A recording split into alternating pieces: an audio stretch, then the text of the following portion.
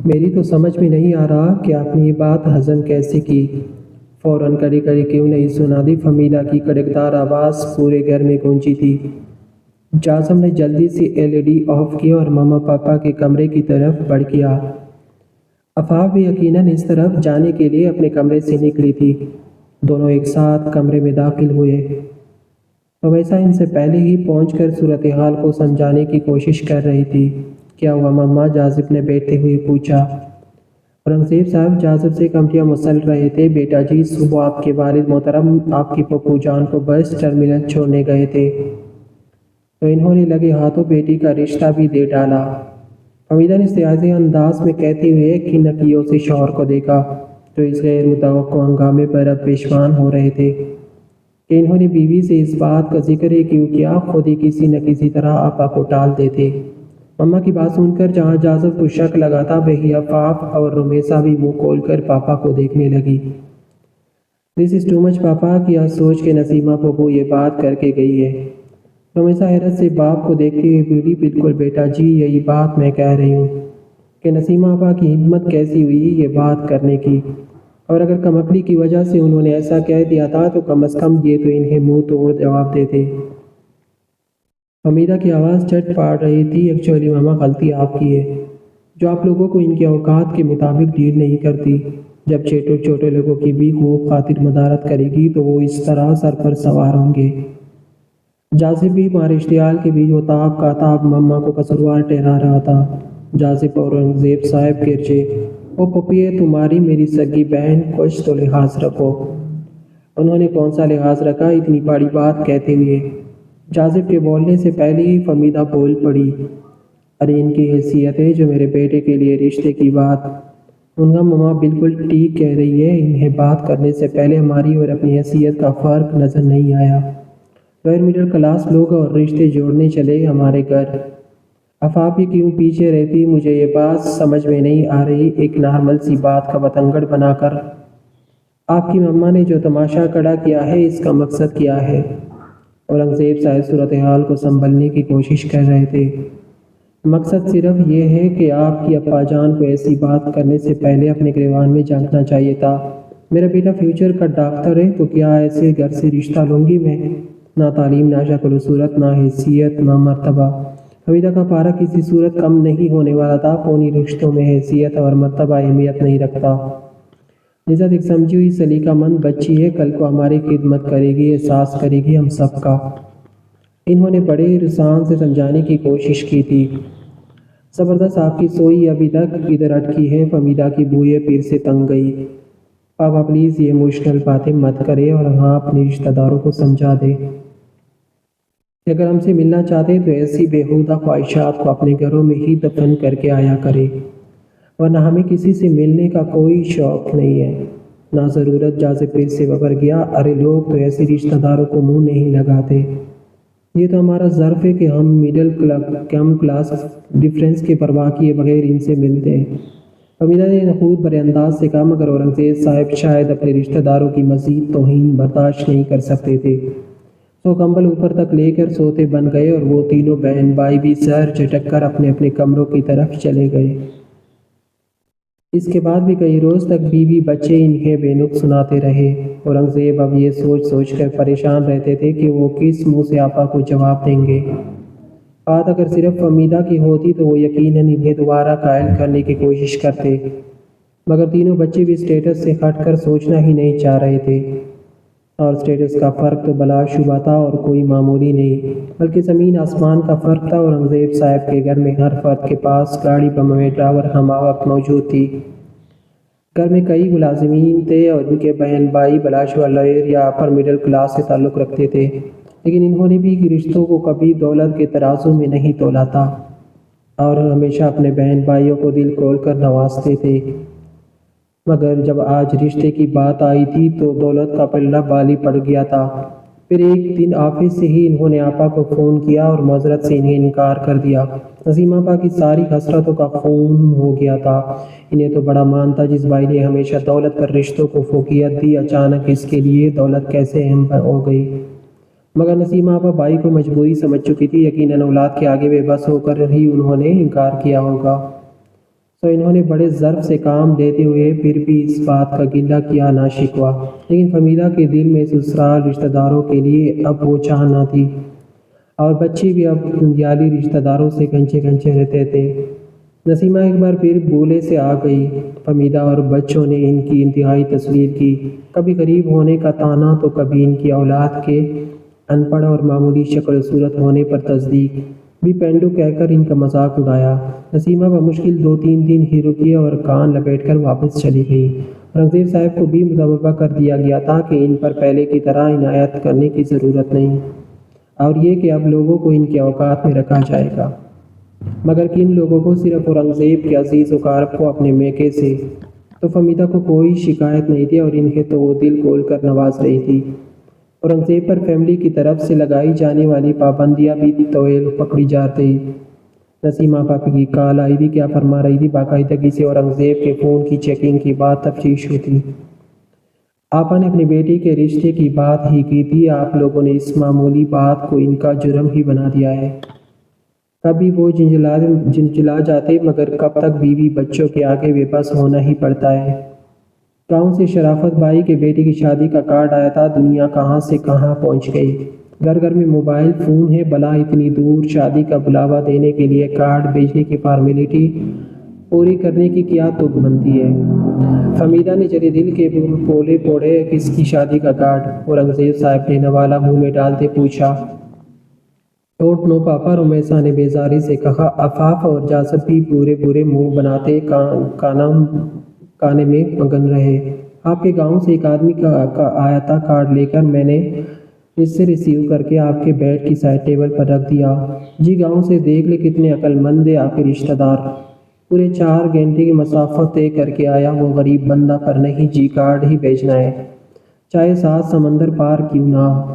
فمیدہ نے اس انداز سے کہا کہ دونوں بچے طنزیہ ہنسنے لگے۔ ویسے پاپا 2 منٹ لگتے ہیں کال پر، مگر مما کی بات بالکل ٹھیک ہے، کارڈ ہی بھیجنا، چاہے 7 سمندر پار ہو۔ جاسب نے بھی موقع ہاتھ سے نہ جانے دیا، نہ جانے جو کارڈ لے کر آیا تھا اس کے ساتھ انہوں نے کیا سلوک کیا ہوگا۔ انہیں تشویش ہوئی، مگر دانستہ پوچھا نہیں تھا۔ شازو کو آواز دی کہ کارڈ لائے۔ ارے یہ تو 2 کارڈیں، انہوں نے زیر لب کہتے ہوئے یکے بعد دیگرے دونوں کارڈ کھول کر دیکھے۔ شرافت بھائی کے بیٹے عرفان کی شادی نصرت کے ساتھ۔ دونوں گھروں سے کارڈز آئے تھے اور اورنگزیب صاحب کو اس رشتے کی بہت خوشی ہوئی تھی، مگر انہیں دکھ بھی ہوا تھا کہ ان سے مشورہ کیے بغیر ہی شادی طے کر لی۔ بیوی بچوں نے جو طنز کیا وہ الگ دیکھ لیا۔ ساری زندگی آپ جن کی محبتوں کا دم بھرتے رہے، کیسے انہوں نے آپ کو پرایا کر دیا، رشتوں کی بنگ بھی نہ پڑنے دی اور غیروں کی طرح دعوت نامہ بھیج دیا۔ فمیدہ ہر وقت شوہر کی جتاتی تھی، بھائی ایسی لو سٹینڈرڈ شادی آپ کو ہی مبارک، ہم تو جانے سے رہے۔ فمیدہ نے شوہر کی پیشگی مطلع کر دیا، اور پھر اورنگزیب صاحب بھی آفس کی مصروفیت کی وجہ سے صرف ولیمہ پر ہی جا سکے۔ سب بہن بھائی اور خاندان والے ان کا اس طرح اکیلے اور عین وقت پر غیروں کی طرح آنے پر خاصے حیران تھے۔ اورنگزیب صاحب نے اچھی خاصی رقم سلامی کے طور پر بھتیجے کو دی، اور بھانجی کے جہیز کے لیے بھی کافی رقم دی۔ یہ الگ بات ہے کہ ان سب کی اپنی فیملی سے مخفی تھی۔ اگر بچی ابھی شادی پر آ جاتی تو کم از کم مل ہی لیتے، کتنا عرصہ ہو گیا انہیں دیکھے ہوئے۔ نعیمہ آپا بھائی سے گلے کرنے لگی۔ آپا آپ تو جانتی ہے جاسب کا MBBS کا فائنل سال ہے، رمیسا بھی میڈیکل میں ایڈمیشن کی تیاری کر رہی ہے، اور آفاف کا بھی لاء کا 3را سال ہے۔ خیر سے بچوں کی اسٹڈی سے ہی فرصت نہیں ہوتی، انہوں نے رسان سے سمجھایا۔ چلو میں پھر کسی وقت آؤں گی، شاہ کو لے کر خیر سے اگلے مہینے آ رہا ہے وہ بھی، نعیمہ آپا نے خوش دلی سے کہا، مگر اورنگزیب صاحب نے اوپر دل سے ضرور آنے کا کہا۔ پھر توجہ بنانے کے لیے وہ عاشر کے متعلق پوچھتے ہوئے ادھر ادھر کی باتیں کرنے لگی۔ شمع قسمت مہینے بعد شاہ کو ساتھ لے کر نعیمہ آپا سچ مچ اسلام آباد پہنچ گئی۔ حمیدہ اندر سے چاہے کتنا ہی جذب ہوئی، مگر بظاہر اچھے طریقے سے نند کا خیر مقدم کیا۔ کھانے پر بھی کچھ اہتمام کرنا ہی پڑا۔ یہ الگ بات آفاف اور رمیسا سلام دعا کے بعد اپنی ایکٹیویٹیز میں بزی ہو گئے، اور جاسب ویسے ہی دوستوں کے ساتھ مری گیا ہوا تھا اور اس کی کل واپسی تھی۔ اورنگزیب مطمئن تھے، چلو بیوی کا موڈ تو بہتر ہے، اور ماں کی وجہ سے دونوں بچیوں کے موڈ بھی بہتر ہو گئے۔ رات کا کھانا خوشگوار ماحول میں تناول کیا گیا۔ اصل میں نعیمہ کے ساتھ ایسا رویہ رکھنا فمیدہ کی مجبوری تھی، کیونکہ نعیمہ آیا نند ہونے کے ساتھ فمیدہ کی چاچی بھی تھی اور ان کے ساتھ ایسی ویسی بات کر کے وہ اپنے میکے میں کوئی برا تاثر نہیں دینا چاہتی تھی۔ کھانے کے بعد چائے پی گئی اور اورنگزیب شاہ کی ذہانت اور قابلیت سے خاصے متاثر ہو چکے تھے۔ عاشر نے بھی کام کیا تھا اور مزید تعلیم افورڈ نہ کرنے کی وجہ سے دبئی جا کر کام کرنے کو ترجیح دی تھی۔ جب سے وہ دبئی گیا تھا ان کے گھریلو حالات میں بہت تبدیلی آ گئی تھی۔ وہ اپنے سے بڑے واحد کو بھی دبئی بلانے کی منصوبہ بندی کر رہا تھا، کیونکہ واحد بھی ماسٹر کرنے کے بعد نوکریوں کے چکر میں خوار ہو رہا تھا، لیکن اب چھوٹے بھائی کے ساتھ بیرونی ملک سیٹ ہونا چاہتا تھا۔ اگلے دن اتوار کی وجہ سے سب لوگ معمول سے کافی لیٹ جاگے تھے۔ جو جس ٹائم اٹھتا شازو اس کی مرضی کا ناشتہ بنا دیتی۔ دوپہر کو جازب بھی واپس آ گیا۔ لنچ سب نے ساتھ مل کر لیا۔ اسی دوران نعیمہ آپا نے اعلان کیا کہ ہم کل واپس آ جائیں گے۔ حمیدہ نے سکون کا سانس لیتی دل ہی دل میں شکر کا کلمہ پڑھا، مگر کچھ دیر بعد سارا سکون غارت ہو گیا جب کھانے کے بعد بچوں کی ادھر ادھر ہوتی ہی نعیمہ آپا نے لاؤنج میں بیٹھ کر چائے کی چسکیاں لیتے ہوئے واحد کے لیے عفاف کے رشتے کی بات کی۔ کچھ دیر پہلے نند ہونے کی وجہ سے جو لحاظ کی چار دیواری کڑی تھی وہ بربریت کی طرح ڈھکی گئی اور ظاہری خلوص و محبت کا بت بھی پاش پاش ہو گیا تھا۔ کیا بات کر رہی ہے آپ؟ میرا خیال ہے نعیمہ آپا اب اپنے حواسوں میں نہیں ہے، فمیدہ نخوت سے بولی۔ اور اورنگزیب صاحب جانتے تھے کہ اب معاملہ گرفت سے باہر ہو چکا ہے، کیونکہ فمیدہ آج نئے پرانے سارے حساب چکا دے گی۔ وہ پریشانی سے چہرہ مسلنے لگی۔ فمیدہ میں بالکل ہوش و حواس میں ہوں، لیکن تم شاید اپنی آواز کھو رہی ہو۔ نعیمہ آپا کے بے تاثر انداز میں کہی گئی اس بات پر وہ پکڑ گئی اور بنا لے گی لپٹی کڑی سنانے کا۔ سوچا آپ بڑی ہے، میں آپ کی بہت عزت کرتی ہوں، مگر آپ کو شاید عزت راز ہی نہیں۔ پہلے آپ کی دوسری بہن اپنی بیٹی کا رشتہ لے کر ہمارے در پر آئی اور اب آپ جولی پھیلائے کڑی ہے۔ فمیدہ نے طنزیہ ہنستے تحقیر آمیز الفاظ میں نعیمہ آپا کو ذلیل کرنا چاہا، جو ان کی بات سن کر اب بہن کی حماقت پر حیران ہو رہی تھی کہ بیٹی کا رشتہ لے کر آ گئی تھی۔ جازب بالکل ٹھیک کہتا تھا کہ لوگوں کو اگر ان کے اوقات میں نہ رکھا جائے تو وہ یوں ہی سر پر سوار ہو جاتے ہیں۔ جازب اور عاشر بھی وہی آ گئے تھے اور عفاف اور رمیسہ بھی ہنگامے کی آواز سن کر ہی باغی آئی تھی۔ کیا اوقات ہے آپ کی جو آپ نے اتنی بڑی بات کی؟ ساری زندگی ہمارے ٹکڑوں پر پلنے والے، ہماری اترن پہنے والوں کے ساتھ بھی میں رشتہ جوڑوں گی؟ 5 مرلہ کا مکان، ایک موٹر سائیکل اور معمولی کالجوں میں پڑھے بچے، اس سے بڑھ کر کیا ہے آپ کے پاس؟ بس اتنی سی اوقات ہے آپ کی اور چلی آئے میری بیٹی کا رشتہ لینے جائے، کوئی اور در کٹکھٹائے۔ وہ تن فن کرتی نان سٹاپ بولتی رہی۔ عاشر کا دماغ سائیں کرنے لگا۔ اتنی بے عزتی نہ جانے وہ کیوں اور کیسے برداشت کر رہا تھا۔ فوراً آگے بڑھ کر اس نے ماں کا بازو کھینچا اور چلنے کے لیے کہا۔ نہیں عاشر، فمیدہ اپنی بات کر چکی ہے، اب میری باری ہے۔ نعیمہ آپا نے متانت سے کہا۔ میرا خیال ہے جب کوئی اپنی اوقات سے بڑھ کر بات کر دے تو پھر اسے آئینہ دکھانا تو بنتا ہے نا۔ میری اوقات تو 5 مرلے گھر اور موٹر سائیکل ہے۔ اب میں تمہاری اوقات بتاؤں؟ تم وہی فمیدہ ہو جس نے میرے لائق فائق خوبصورت بھائی کی تعلیم سے متاثر ہو کر خود آ کر مجھ سے اپنے رشتے کی بات کی تھی۔ تمہیں اپنے باپ کے گھر میں 2 وقت کی روٹی بھی میسر نہ تھی تو تم نے اپنا مستقبل محفوظ کرنے کے لیے میرے بھائی کو پنسا اور پھر رشتے کے لیے میری منت سماجت کی۔ تمہیں یاد ہے نا کہ بارات کے نام پر آئے صرف 10 لوگوں کے لیے چائے پانی کا انتظام بھی اورنگزیب نے خود کیا تھا، اور تمہیں یہ بھی یاد ہے کہ تمہاری بہن کے رشتے سے لے کر شادی کے تمام اخراجات بھی میرے بھائی نے اٹھائے تھے، اور یقیناً تم یہ بھی نہیں بولی نا کہ تمہارے دونوں بھائیوں کو گھر اور کاروبار اورنگزیب نے ہی بنا کے دیے تھے۔ یہ تمہاری اوقات جس دولت کا تم مان کر رہی ہو میرے بھائی میرے ماں جائے کی کمائی ہے، جو تم دونوں ہاتھوں سے میکے پر لٹاتی ہو۔ تم نے بالکل ٹھیک کہا، اگر لوگوں کو ان کے اوقات کے مطابق نہ رکھا جائے تو وہ سر پر چڑھ کر ناچتے ہیں۔ نعیمہ آپا نے آخری لفظوں پر خاصا زور دیا۔ اگر ہم بھی سسرالی بن کر تمہاری اوقات کے مطابق ڈیل کرتے تو آج تم بھی اپنی اصلیت نہ بھولی ہوتی۔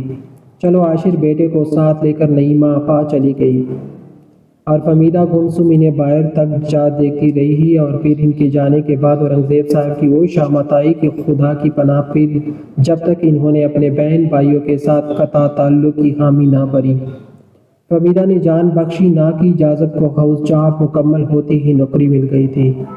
اور اب اس کا ارادہ نیورولوجی میں اسپیشلائزیشن کا تھا۔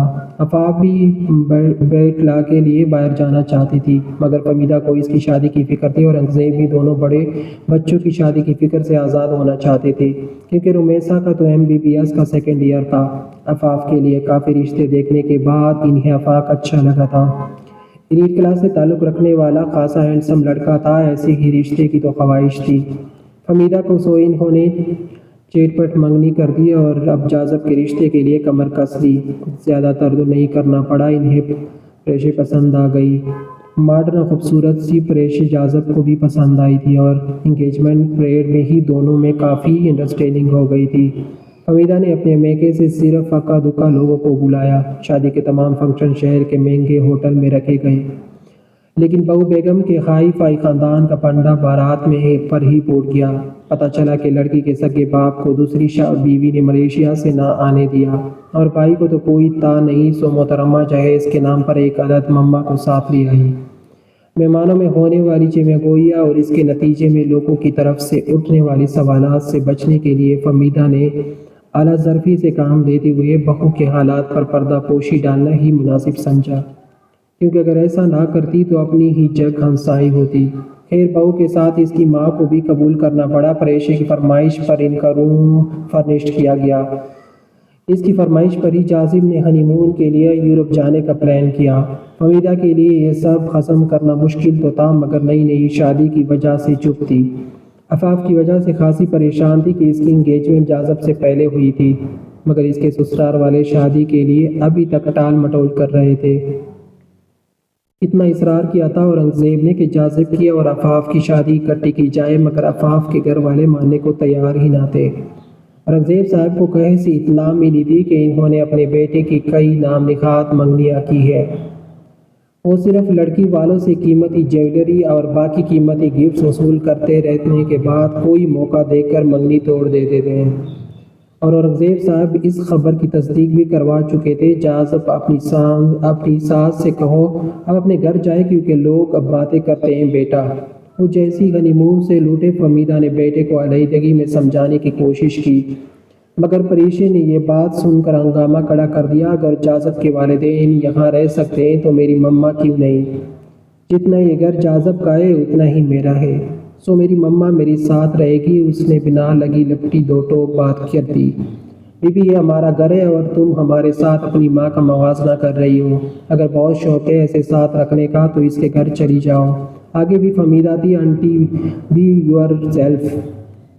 پریشے داڑھی مائی فوٹ، تمہاری اوقات کیا ہے اور تم مجھے بے حیائی سکھاؤ گی؟ باپ تک تو منہ نہیں لگایا تھا، تمہیں اور جہیز کے نام پر ایک ماں اٹھا لائی ہو۔ اگر تم اپنے گریبان میں جھانکو تو تم تو ہم سے نظر ملانے کے قابل بھی نہیں۔